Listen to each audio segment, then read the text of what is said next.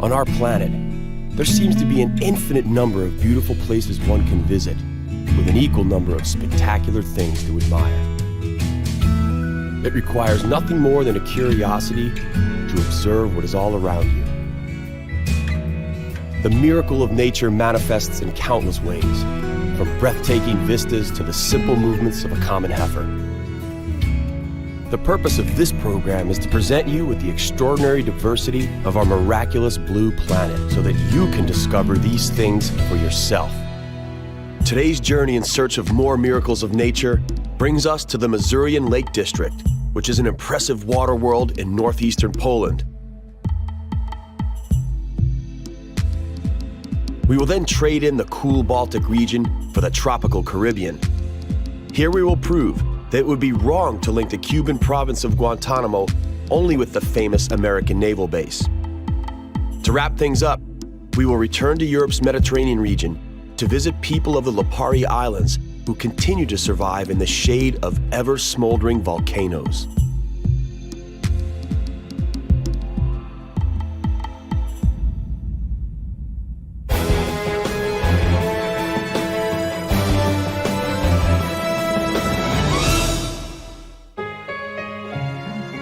If you think this is the surface of an unusually calm sea, you're wrong. What you see is the surface of a lake in the Masurian Lake District, Poland's most expansive, in the northeastern part of the country.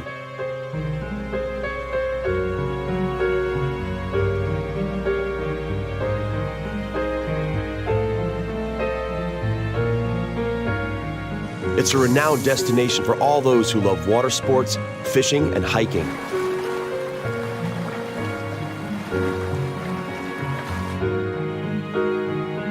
Despite their popularity, they and their surroundings remain pristine as a result of careful management. The lakes are a part of the catchment area of the rivers Pergola and Narwa.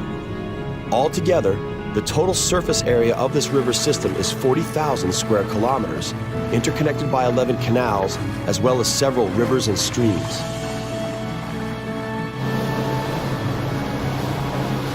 Water and footpaths lead through the Masurian Conservation Area, a home to the gray heron and many swans. A multitude of birds may also be observed in conservation areas on the Lake Kisanyo on the islands of the Nidzica Lake. The Dolbsk Lake serves as a cormorant reservation.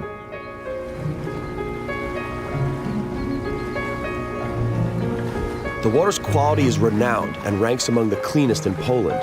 For this reason, the water swarms with fish that attract hundreds of eager fishermen. Pike, perch, zander, the lakes are a fisherman's encyclopedia. They are everywhere, near the shore, in the reeds, on open water. The only thing off limits is disembarking on one of the islands designated as a bird reservation.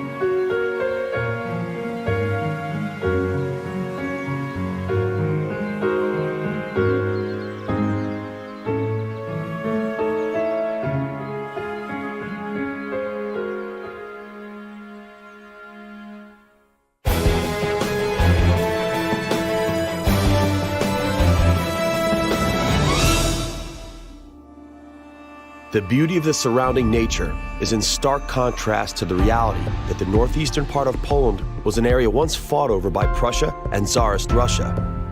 Its history is one of conflict and war.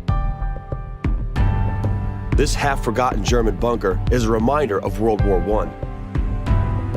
It's almost been 100 years since it was hit by an artillery shell. The forest is struggling to hide its ruins, and with it, the bloody history of the Masurian Lake District. And there is still plenty to hide. The Third Reich headquarters for Eastern European operations was situated in these woods. It seems as though the concrete monstrosities resist the relentless flow of time.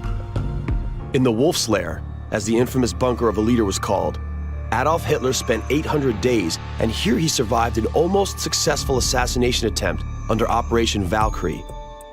The building where the bomb exploded no longer stands. The Nazis destroyed it themselves.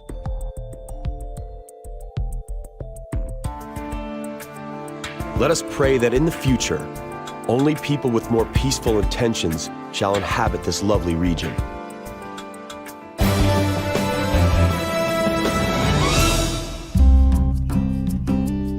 The Missourian Lake District is well known not only for its vital military history and its water world. The largest mammal of the old continent, the European bison, lives in local game parks. This huge animal is a relative of the American bison. Together, they share the sad fate of animals that were nearly exterminated. 90 bison are being looked after in Volisk, of which only 7 live in paddocks, and the rest roam free all over the reservation.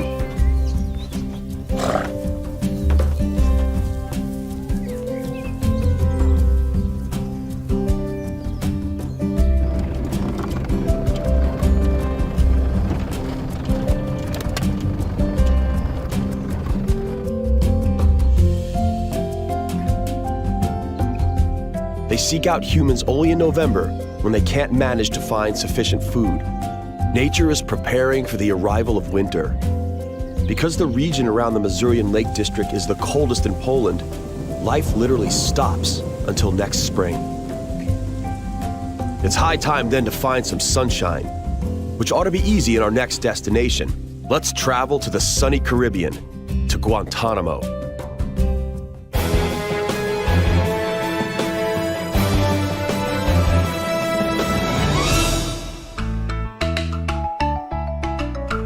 Guantanamo lies in the very east of Cuba.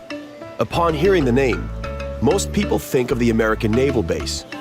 It was established over 100 years ago and was leased by the Cuban government to the United States for an unlimited period of time. Above all, Guantanamo is a province with a capital of the same name.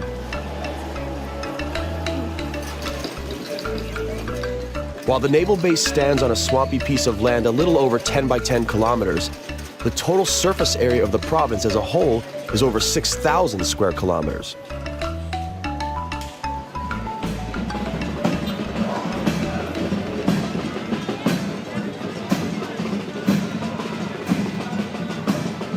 Around 500,000 inhabitants live here. They, like their compatriots elsewhere in Cuba, experience the effects of the country's communist doctrine summed up by the slogan, "Socialism or death," on a daily basis.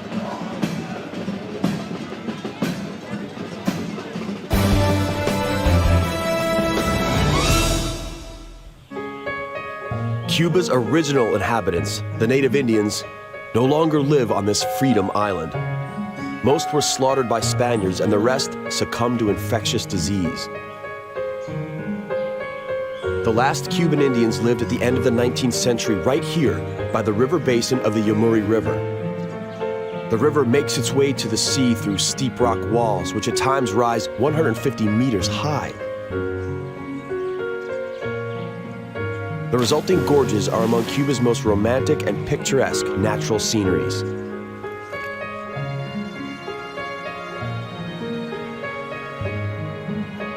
The Table Mountain seen here is known as El Yunque, which stands for an anvil in Spanish.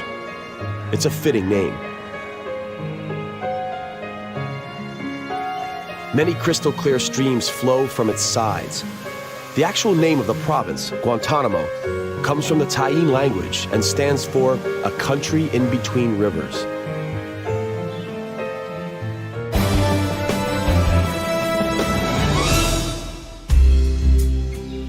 Can you believe that chocolate grows in these trees?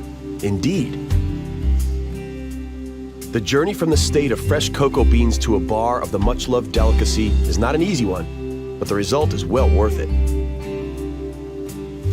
Cocoa beans are harvested all year round. The beans are bought by a local chocolate factory that was co-founded by a figure of the Cuban Revolution, Che Guevara himself. Here, the beans are cleaned and ground into cocoa powder. The mountain road offers an amazing view into the surrounding natural world. In the biospheric reservation of Sierra del Purial, vegetation of all kinds thrives. Cacti, wild beans, as well as Cuban orchids. If you're lucky enough, you can also spot a quickly moving hummingbird. Inaccessible coast lies near the town of Imias. It was here that many Cubans threw themselves into the waves, and struggled to swim to the distant American naval base. Many drowned due to bad weather and strong currents. The rest were captured by the Cuban Coast Guard. The American naval base lies in swampy terrain at the mouth of the Guantanamo Bay. The bay and its surroundings are no man's land. Regular Cubans are unable to approach the base due to barbed wire and blockades. Tension is in the air, but a truly fiery atmosphere can be felt on the Lipari Islands, lying in the shadow of volcanoes in the Mediterranean.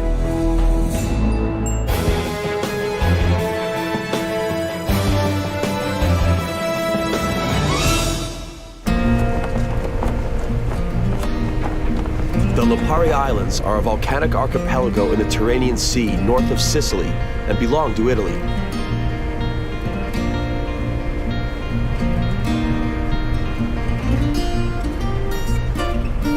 The archipelago is made up of 7 large inhabited islands and 10 smaller uninhabited ones.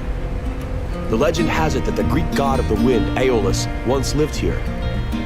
His name is recognized in the Italian name of this archipelago, Isole e Eole.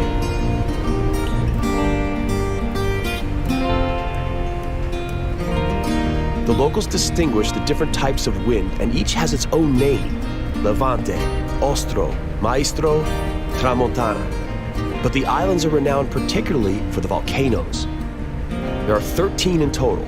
6 are beneath the surface of the sea, and 7 rise up to the heavens. The islands have their own specific charm, despite the volcanoes and the winds, each appealing in a different way. The main island, Lipari, has about 5,000 regular inhabitants. During low season, it is relatively peaceful. Come summer, the streets resemble beehives. The locals don't mind, though. After all, tourism and gastronomy is for most of them the main source of income.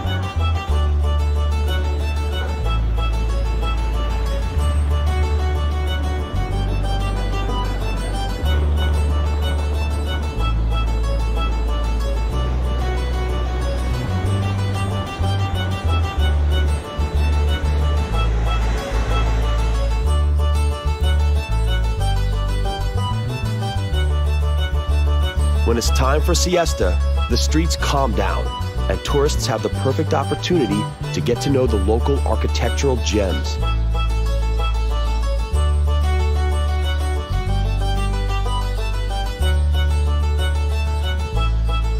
Cantaro, a little window once used for placing the chamber pot, is without a doubt the most interesting one of all.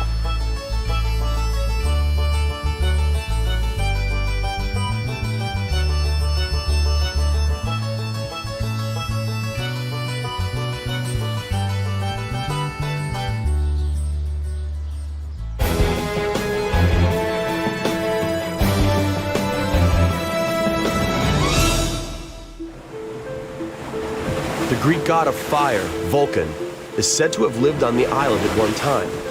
He supposedly worked in the Hephaestus forge. His helpers were the one-eyed Cyclops. The island is ideal for the observation of all sites associated with volcanic activity.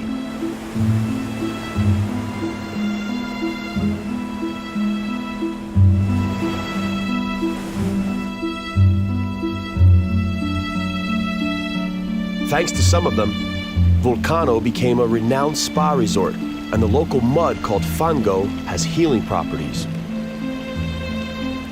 Even though it may look it at first sight, the water isn't boiling hot. It's just that sulfuric vapors are bubbling to the surface.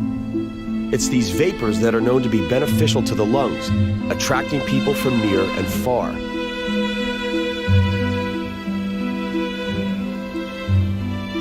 Sulfur is everywhere.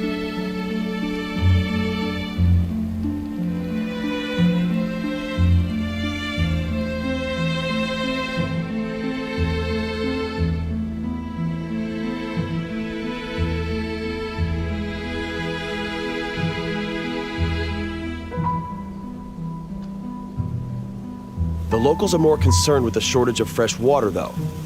It has to be brought over to the Lipari Islands aboard special vessels. It's then pumped into the central water tower, from where it travels to reservoirs below houses.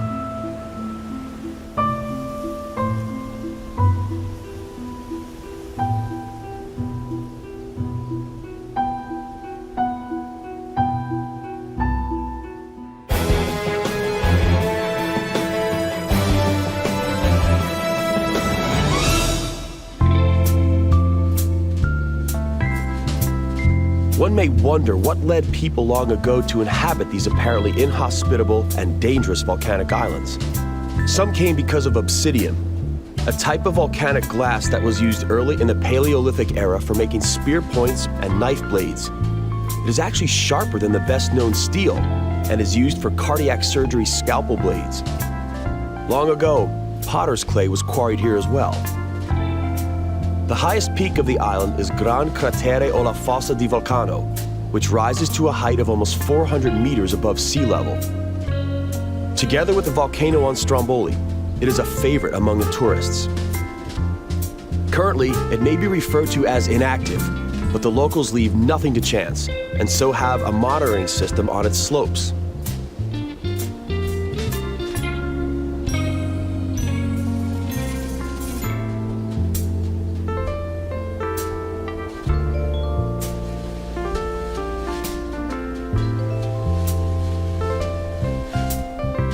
The station is equipped with a camera system and geochemical sensors. Volcanologists can predict a volcanic eruption 2 days in advance, and therefore can also warn against the danger of tsunamis. The decor of the monitoring station is quite stylish.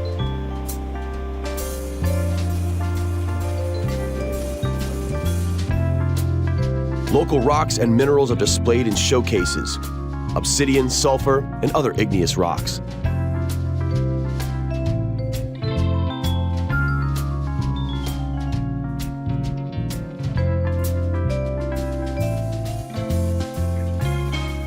Life on the Volcano Island is not for everyone, but despite the potential danger, to many, it has an undeniable appeal.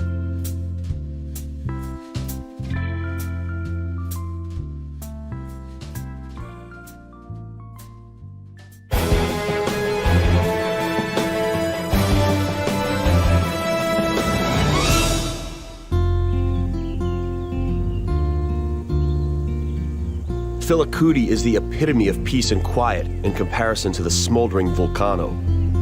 Here, the tourists aren't frightened by smoky ravines on the slopes of a volcano. On the contrary, here they find true calm, interrupted occasionally by ringing bells in the local church tower.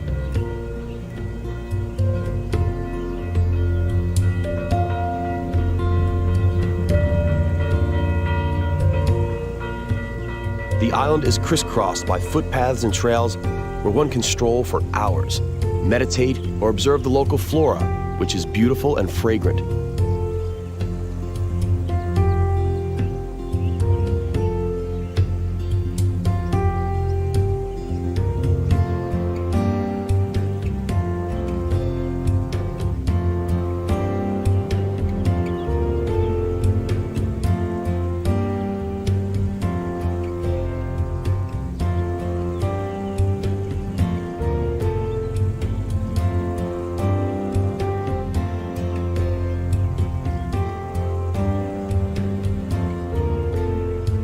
It's a place where rosemary, sage, thyme, as well as wild pepper thrive naturally.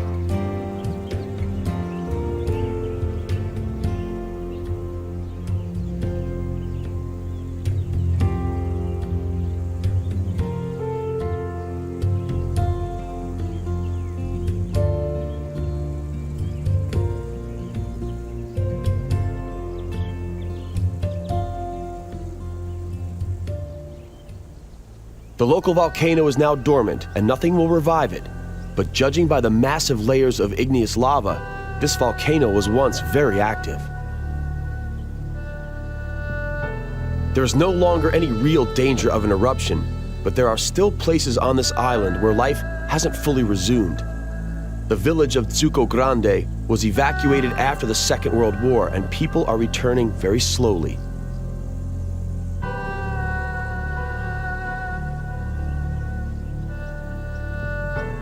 Once, if the archaeological findings are anything to go by, this was a very lively place. Ruins from the Bronze Era at Capo Graziano are 4,500 years old.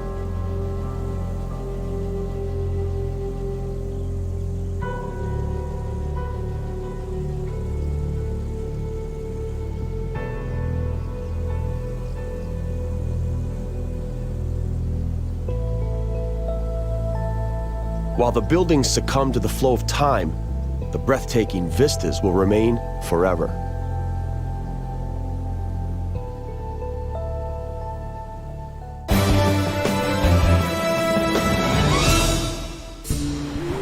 The highest peak of the archipelago is 962 meters high and lies on Salina Island.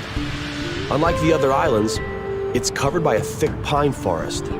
Its name comes from salt, which has been extracted here since time immemorial.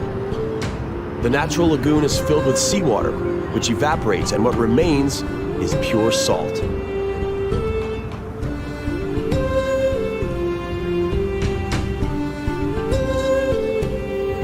Malvasia wine thrives on Salina, and caper lovers will appreciate this island also.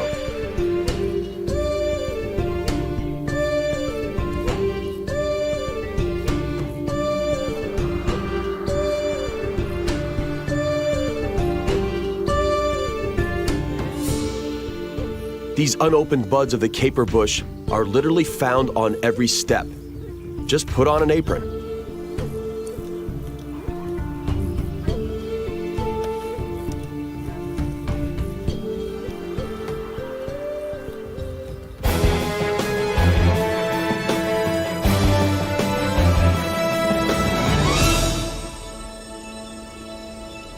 Each of the Lipari Islands is special in its own way. The most striking of all, however, is undoubtedly Stromboli, which erupts constantly.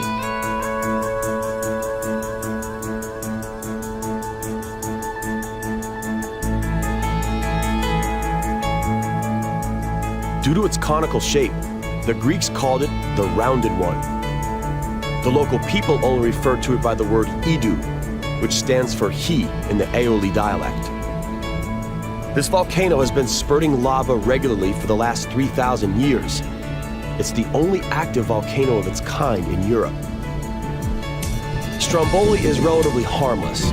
Its lava emerges at 400 degrees Celsius, but it usually flies straight up in the air and falls right back into the crater.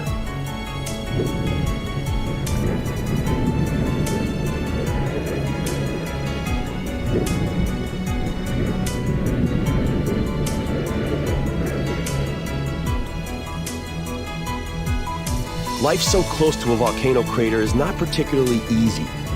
Sometimes it literally rains mud. Volcanic dust is everywhere.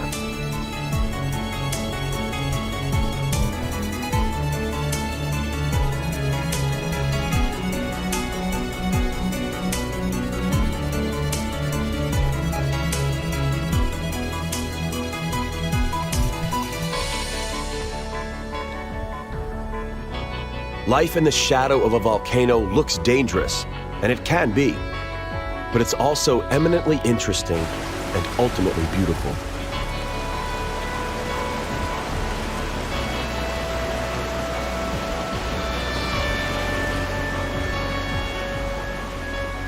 People who live here simply stop noticing these strange meteorological occurrences, just like their stomachs got accustomed to the wild ride aboard the hydrofoils that connect the different islands.